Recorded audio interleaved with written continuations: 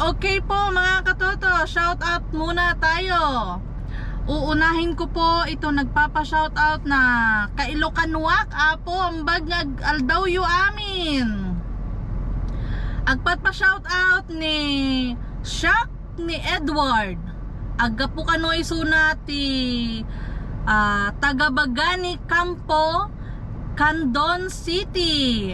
At syempre, happy birthday kini bakit mo mandyak amo tinagan na pero shout out king ka ante.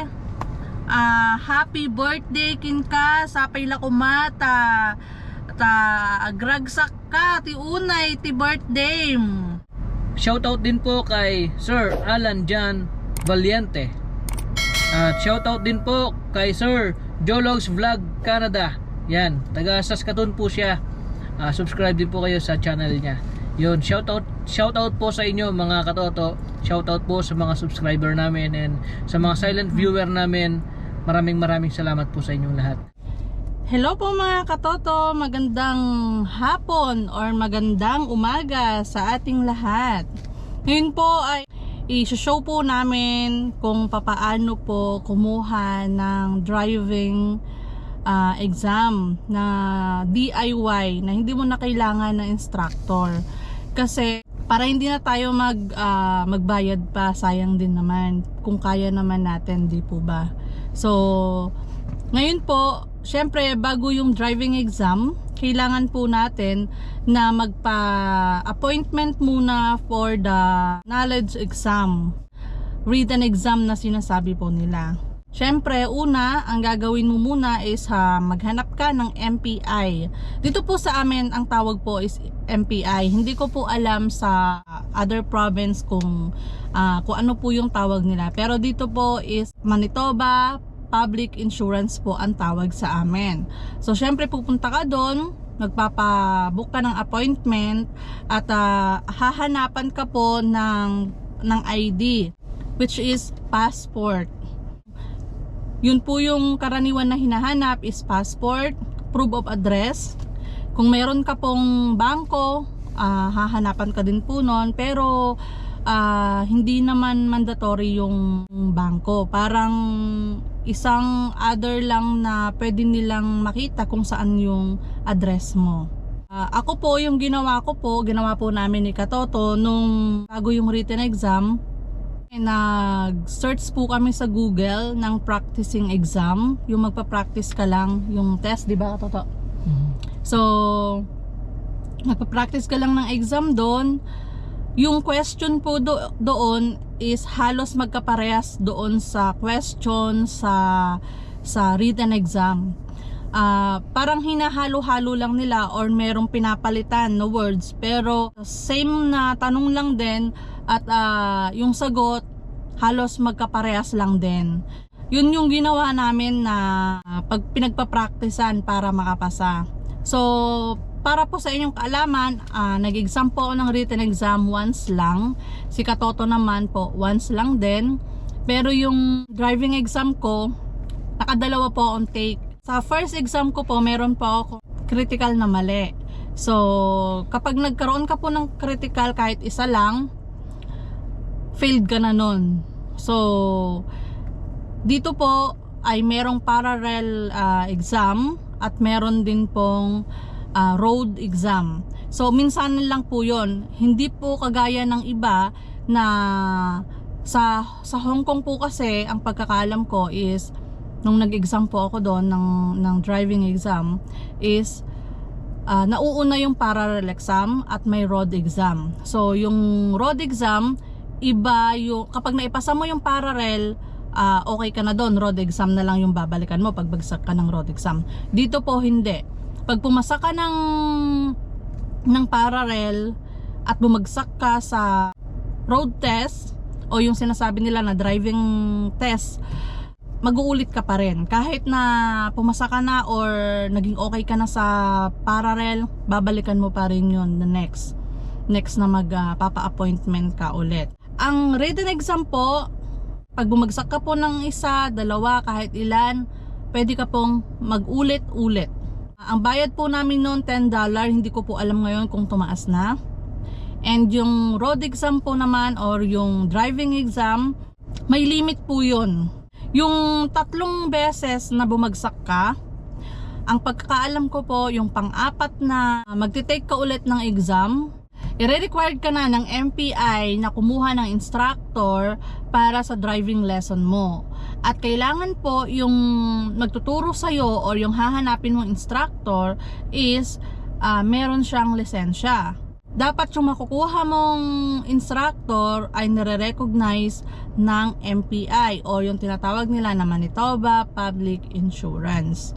Ang pagkakaalam po namin na yung instructor dito, ang bayaran po is merong hourly at meron ding per day. Depende po sa usapan po ninyo ng instructor. Pero mostly po is hourly. At ang pagkakaalam ko po nasa $20 to $25 per hour. Pwede ka pong mag-DIY sa first, second, and third mong attempt sa pag-exam ng driving exam. Pero after po nun, kailangan mo na ng instructor kung na-failed ka pa ulit. So ngayon po mga katoto, ipapakita po namin sa inyo yung ginawa po namin pagpa-practice para nang sa ganun ay makapasa kami sa aming driving exam. So tara na po. Bago po magsisimula ang driving exam, syempre una ay pupunta ka muna sa MPI. Tapos papakita mo yung appointment mo, yung meron kang exam na ngayon yung araw ng exam mo. And then syempre kapag ready na yung instructor mo, pupunta na yung instructor mo sa'yo. Pupunta na kayo sa sasakyan, pupuntahan ka na niya doon. Tapos bago kayo magsimula, syempre aanuhin niya muna, titignan niya muna kung yung iyong sasakyan ay gumagana lahat. Kagaya po ng ilaw, yung signal ninyo, yung horn ninyo, kung lahat ay okay. Sasabihin ng instructor mo kapag tinaas niya yung kamay niya at winave niya, so means kung pa-right siya, yung ilaw mo ng right side, kailangan mong ilawan, pailaw. Okay? At sa left side naman, okay. At yung horn, at syempre sa likod din. Same lang sa likod ng ginawa sa harapan. So ang gagawin lang din, instructan ka lang din ng iyong instructor kapag right, then left. Yon. At syempre po yung preno, make sure i-double check niya kung yung ilaw is gumagana pag nagpreno ka. Unang-una po, wag po tayong kakabahan. Pag kinabahan po tayo, doon po tayo nagkakaroon ng problema. So, nagkakaroon na tayo ng kaba sa dibdib natin. Huwag niyo pong papansinin yung instructor niyo kasi nagkukunwari lang yan na nagkakamali kayo pero hindi naman. So, syempre po, pag nandito na po kayo sa stop, make sure po na before stop, nag-i-stop po kayo. And then left and right, make sure na nag left and right kayo at tumingin yung ulo nyo. At syempre, don't forget the signal kung pupunta po kayo sa left nyo or sa right po ninyo.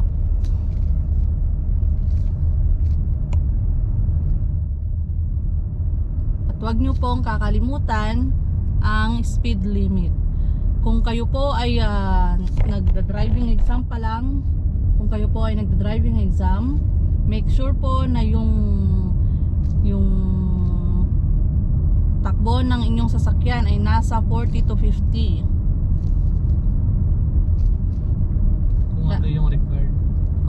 Kung ano po yung required sa ninyo. Pero sa amin po, maintain po talaga namin sa 40 to 50. Kung magpi-55 man kayo, okay lang. Pero mostly po kasi sa city, sa loob ng city is 50. So ganyan po. Kapag may stop na po siya, mag-ready to stop na kayo para nang sa ganun hindi mabigla. 4-way stop. Kung sino po yung mauuna na magi-stop, yun po yung susunod. Ay siya po yung tatakbo. And then, don't forget the sign, left or right. At syempre, huwag nyo pong kakalimutan na baliin ang leeg, char. So, dito po sa may stoplight, make sure po na naka-green kayo. Kapag red, syempre, stop. At pag orange naman po, is Preparing to stop. preparing for stop. At syempre po, pag meron pong mga nire-repair na mga daanan, make sure po ninyo, kagaya po niyan, meron pong maximum drive lang 50.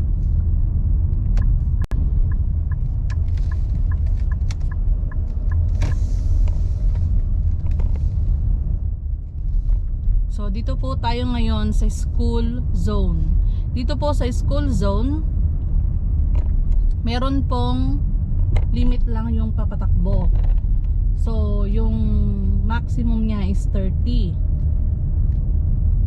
So wag kang lalampas sa 30. Lagi mong titignan yung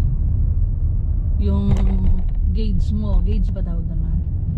Yung speedometer. At syempre, pag makikita mo na meron ng stop na ganyan, preparing for stop na po yan. Again po, pag may 4-way stop, mag-stop po kayo before the stop.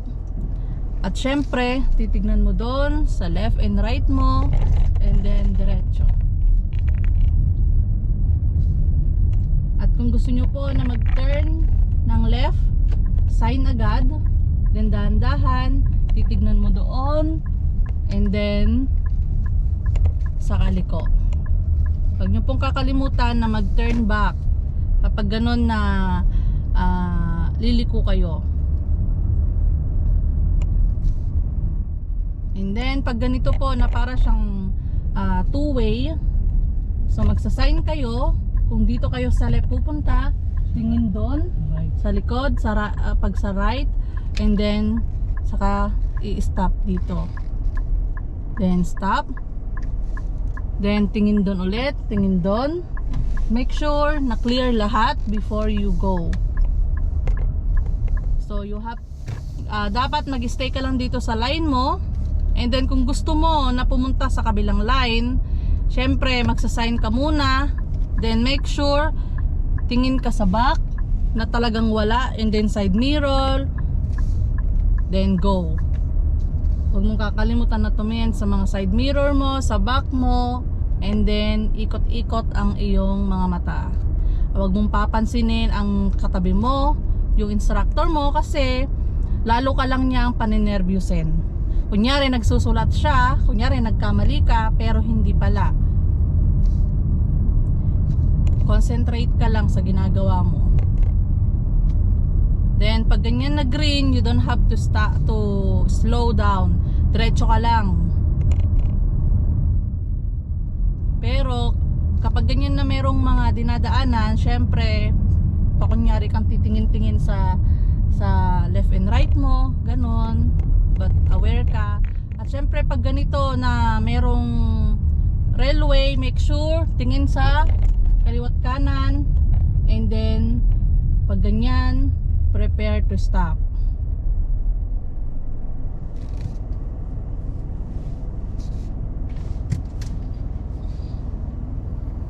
Ang importante lang po dito is yung awareness na yun yung tinitignan ng instructor.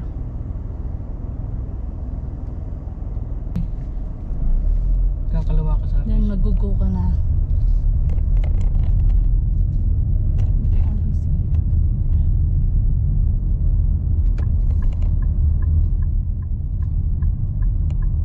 Then pag gaganyanin ka, make sure na, kasi ano nila yan, kahit green ka, right of way nila yan.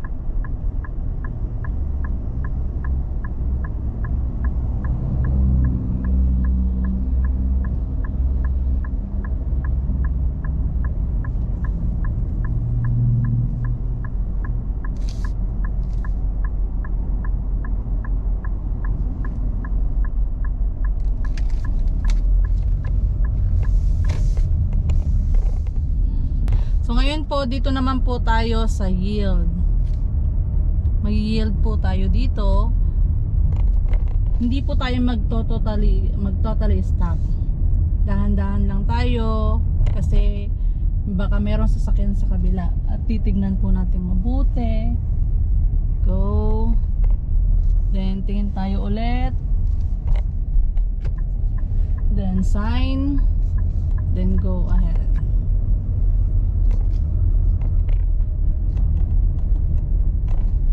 Kailangan po talaga mag-turn back kayo. Tumingin kayo sa likod. Kailangan po yun. Then sign. Kung gusto mong pumunta sa left mo. Then ganyan.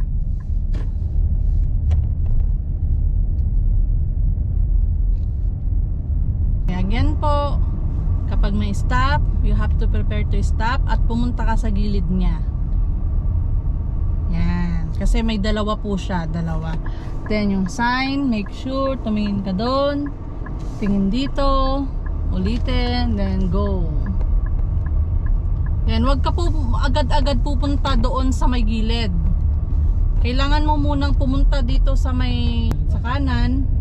Then kung gusto mo na pumunta sa gitna, saka ka pumunta sa gitna.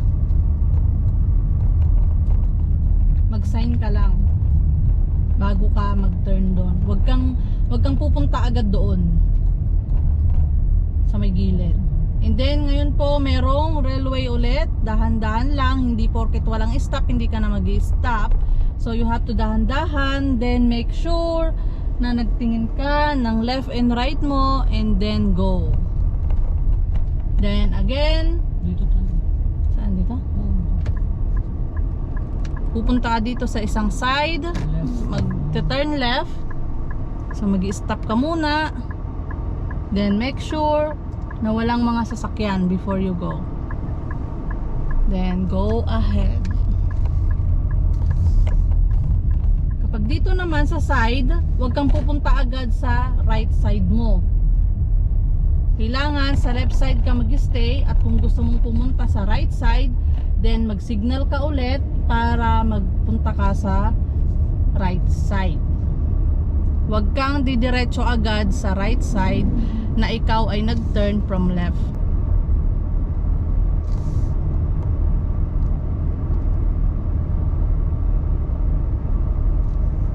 Okay, kung makikita nyo po, meron siyang maximum na speed limit. So aware po kayo doon. Uulitin ko po, lagi nyo pong titignan yung gauge ninyo. Kasi minsan kapag nagda-drive tayo, nakakalimutan na po natin yung gauge natin. So dito magta-turn right. So pupunta ka doon sa kabila, magta-turn ka. Don't forget the sign, and then turn right. Okay, then go ahead. Keep going. Tapos dito po sa may railway merong stop. Kanina po nakita nyo walang stop. Dito po ay may stop. So kailangan nyong mag fully stop dito. Stop. Malayo pa lang, nagpe-prepare ka na mag-stop, then left and right, then continue. Keep going.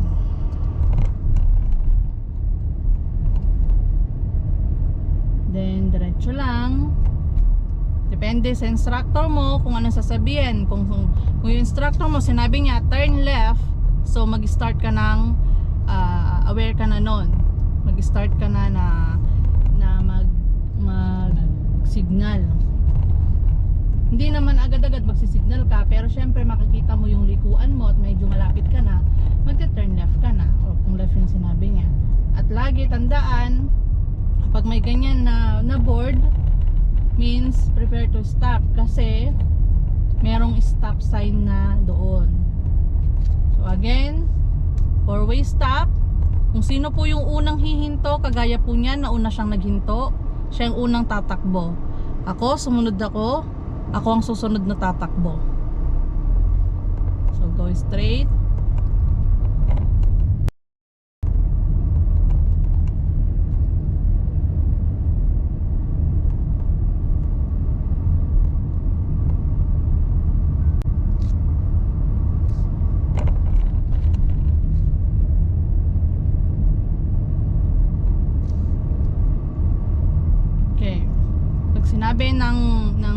instructor mo na turn right sign, tapos tingin ka doon, then magto-turn ka doon, then sign ulit, and then magto-turn ka. Dito po ako bumagsak mga katoto, sa blind spot. So gusto ko lang na isabihin sa inyo na ingat po tayo dito, critical po ito. Ang ginawa ko po, nagdire-diretso po ako. Dapat po ang gagawin, mag-stop ka muna dito before the stop. Then dahan-dahan po yung ano ninyo, yung takbo. Then tingin ka doon. Tingin ka. Kung mayroong sasakyan, hinto ka ng konti. Then make sure na clear yung lahat. Then go. Doon po ako bumagsak mga katoto, doon sa may blind spot. Critical na yun. Kasi ang ginawa ko, nag-stop po ako lumampas po ako sa stop. Kasi nga, ang pagkakaalam ko, yung pagkakaintindi ko kasi, parang, syempre, mali, ano po kasi, yung... Hindi ko kasi makita. Akala ko, ano na nila yun,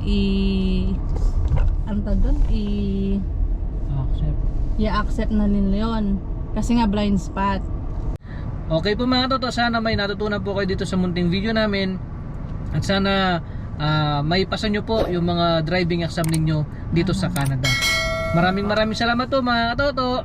Yes, at yun po ang pinaka-importante dito sa Canada, lalo na po dito sa Manitoba o kahit naman sa ibang province ng Canada, kasi ang hirap-hirap po ng transportation dito. Lalo po dito sa amin, wala pong jeep, wala pong tricycle, at syempre pahirapan po ang bus, kailangan mo magpa-book, at ang train din kailangan mo pa rin na magpa-book para pumunta ng Winnipeg. So dito po kailangan po talaga natin ng sasakyan. So good luck po sa inyong lahat, na sana po ay maipasa ninyo agad ang inyong written exam at ang inyong driving exam.